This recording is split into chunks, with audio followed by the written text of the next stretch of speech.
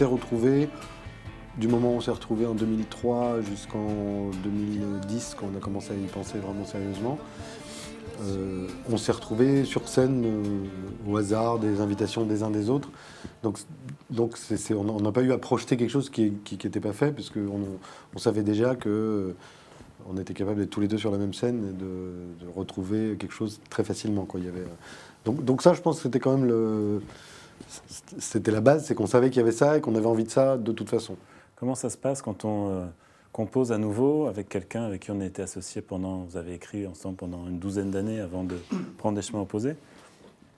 Comment se passe la première chanson, par exemple? Est-ce qu'on retrouve des habitudes, des réflexes? Oui, en fait, je crois que quand même, chaque album a toujours un petit peu sa propre vie, sa propre aventure. Mais là, on est arrivé, je crois qu'on n'avait pas mis ni l'un ni l'autre de grandes idées de côté ou des idées de chansons élaborées avec un couplet, un refrain.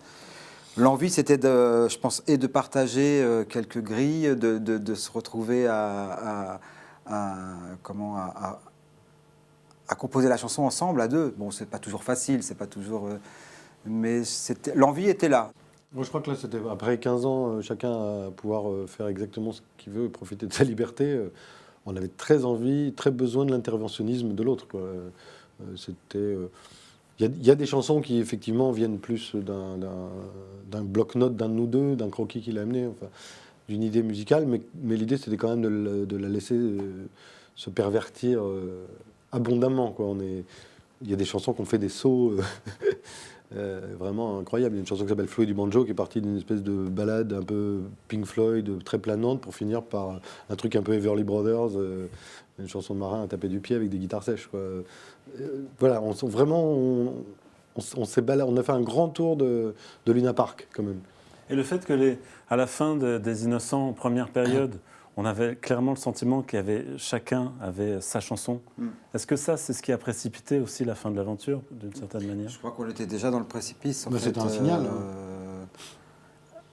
Voilà. j'étais pas d'accord, lui, il voulait faire ça, mais parce qu'il voulait déjà le faire ailleurs, et moi, je voulais pas qu'il se barre, donc oui.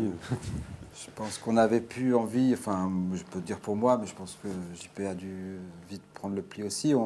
On n'avait plus envie de s'échanger tellement nos chansons, hormis accepter la guitare ou la voix de l'autre, mais c'était...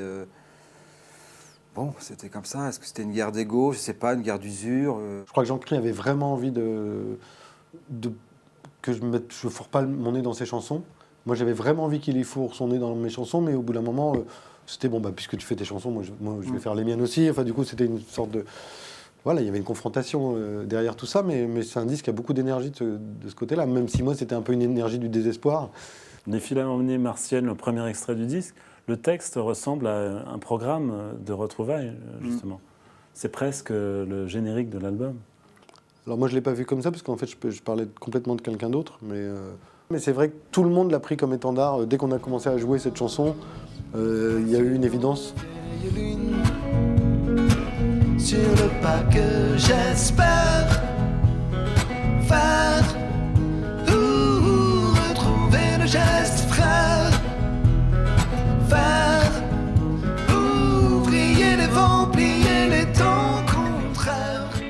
La prochaine aventure, c'est une nouvelle tournée. Vous avez beaucoup joué ces dernières années, mais là, vous partez sur la route avec une dizaine de nouvelles chansons.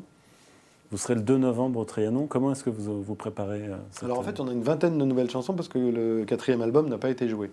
Donc pour nous, c'est assez agréable aussi. C'est en plus non seulement ça, mais on ne joue pas que des vieilles badernes qu'on a déjà chantées.